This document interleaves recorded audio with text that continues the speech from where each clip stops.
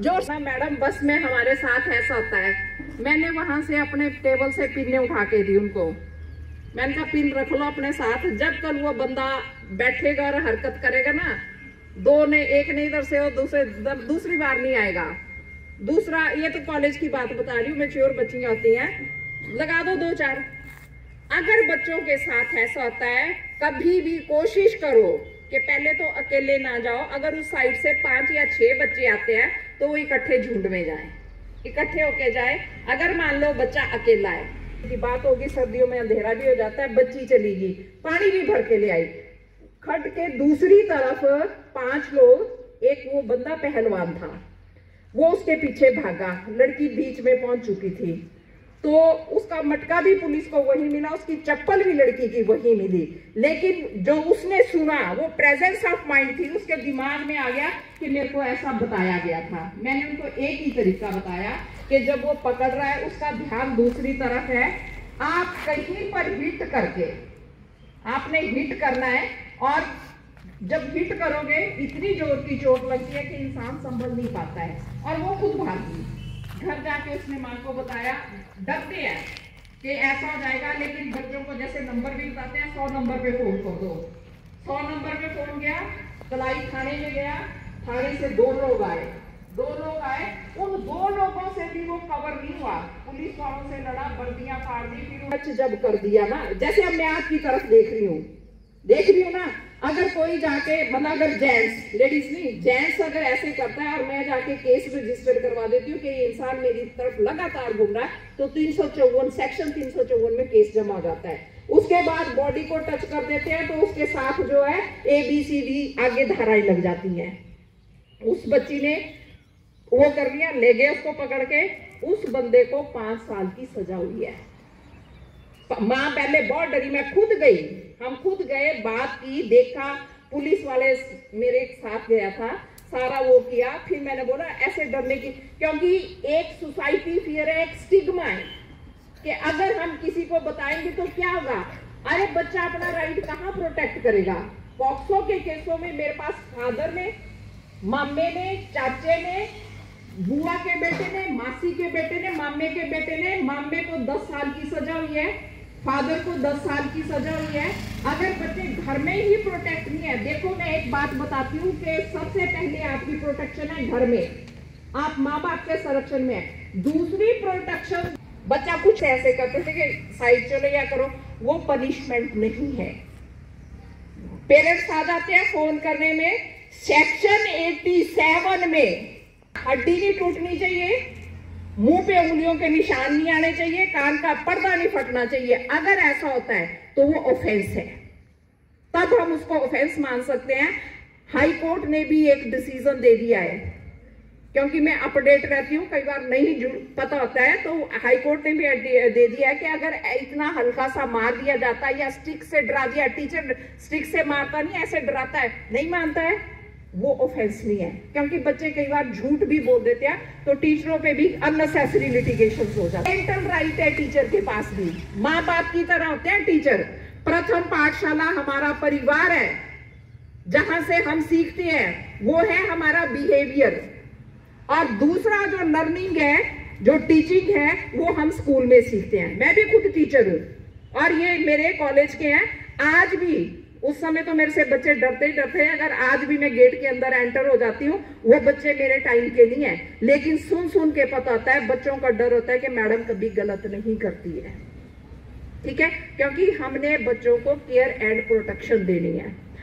अब बच्चियां, खासकर बच्चियां, जैसे कोई गाड़ी वाला जा रहा है, लिफ्ट दी, चली गई, केसों में ये भी निकल के आया, लिफ्ट ली, चली गई, जंगल के रास्ते थे, कर दिया, फिर लड़की को डरा दिया कि अगर तू ऐसा करेगा तो तेरे माँ बाप को ऐसा कर देंगे, तेरे भाई बहनों को ऐसा कर देंगे। बेटा अगर गलत हो गया है तो उसी समय बता दो, उसी समय बता दो, ताकि आपके राइट जो है वो प्रोटेक्ट किए जा सके। अगर आप नहीं बताओगे तो आप टॉर्चर सहोगे। अभी एक खबर पिछले कल ही शायद चल रही थी कि दादा ने पोती को, अब क्या रिश्ता रह गया, खाना बनाने गई थी, जब लड़की के पेट में दर्द पड़नी शुरू हुई, हॉस्पिटल, अकेले मत जाओ, 2 या 3 दो अभी आपने हाइड्रो कॉलेज का देखा, जिस प्रिंसिपल पे लगा हमारा वो पड़ोसी है और मतलब बड़ी पुरानी वो है, पारिवारिक संबंधों में है। बड़ी हैरानी होती है कि ये हमारे समाज में हो क्या रहा है। सोच है मानसिकता की कि हमारा मानसिक लेवल कहां पे है। इस तरह की जो हरकत करते हैं वो सैडिस्टिक पर्सनैलिटियां होती हैं। कोई गाड़ी में लिफ्ट दे, कभी मत लो। अगर 4-5 बच्चे हैं तो बेशक ले लो। बच्चों को बहला फुसला के चॉकलेट देते हैं, टॉफी देते हैं। लोग केस रजिस्टर करवाने से क्यों डरते हैं? इसलिए डरते हैं कि हमारे साथ पता नहीं क्या हो जाएगा। कुछ करवा सकते हैं, अब तो ऐप आ गई है, कोई भी करवा सकता है। अगर स्कूल में हादसा होता तो टीचर मेरे साथ ऐसा हुआ, उन्होंने भी कुछ नहीं किया। उसकी चाची वहां मिड डे मील में वो खाना बनाने वाली की हेल्पर थी, उसको बुलाया और बाहर से थोड़ी सी वो ट्यूब वगैरह लेके लगा दी। उसने एक कागज में लिख के प्रधान को दिया, पंचायत प्रधान को। प्रधान ने क्या किया, उनके घर गया, 2 थप्पड़ चाचे को मारे, 2 थप्पड़ उसके बाप को मारे और वो टॉर्चर सहा जनवरी से लेके मार्च तक। जब मार्च में उसके एग्जाम खत्म हुए, बहुत गरीब परिवार से है, जो ननिहाल का परिवार है। जब वो नानी के घर गई तो नानी ने बच्चे को पूछा कि तेरे साथ क्या हुआ है। फिर वो रोते रोते उसने नानी को बता दिया। घुमारवीं थाने वालों ने केस रेफर जो था वो महिला थाने में कर दिया। ठीक है, चलो मैनिपुलेशन करने की कोशिश की। जब उनको लगा कि हमारे साथ सेटिस्फैक्ट्री नहीं हुआ है, पिछली सरकार थी, जयराम ठाकुर यहाँ पे आए थे घुमारवीं में, गांव से 150 औरतें इकट्ठी होके आई, उस बच्ची को भी साथ लाई।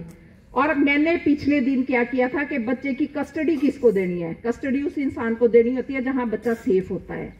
कस्टडी के ऑर्डर बना दिए थे, सिर्फ देने थे। तो मेरे को कॉलेज के बच्चों का फोन आ गया कि मैडम ऐसा ऐसे हो गया और काफी सारी। मैं फटाफट बिलासपुर से आधा घंटा ही लगता है, मैं पहुंच गई वहां पे। जब मैंने देखा तो बच्ची को जैसे वो ले गए, फिर मैंने उसको चुन्नी से ढक दिया कि बच्चे को क्यों वो करना, 9 साल का बच्चा था। फिर मैंने उनको उन्हीं के सामने मैंने कहा ये नानी की कि जो पहले डॉक्टर था उससे कर ली थी। अब अगर दूसरी डॉक्टर उस मेडिकल में लिख देती तो उस डॉक्टर की नौकरी जानी थी। फिर डॉक्टर ने बोला, कहते मैं कोर्ट में बोल दूंगी। जब लगी, मेरी भी विटनेस होती है, जब स्कूल टीचर की बारी आई, CHT थी, 2 घंटे विटनेस में खड़े रखना और जज साहब ने रुला दिया उसको। रोई वो, पूरे लोग भी बीच में देख रहे होते हैं, तो रोई वो। और जज साहब ने बोला कि इसकी जगह अगर तेरी अपनी दोती पोती या कि कितना टाइम बचा तेरी रिटायरमेंट को, 2 महीने।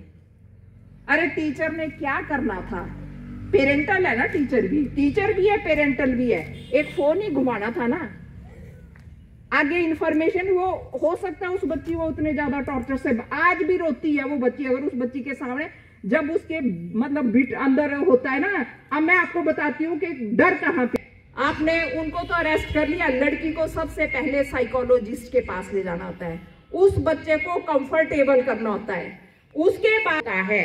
मैंने खुद खड़े होके करवाया है, कुछ नहीं होता है। और मेडिकल से जो अगर तो 72 घंटे के अंदर हो जाता है तो सब कुछ आ जाता है, अगर 72 घंटे के बाद होता है तो उसमें कुछ नहीं आता है।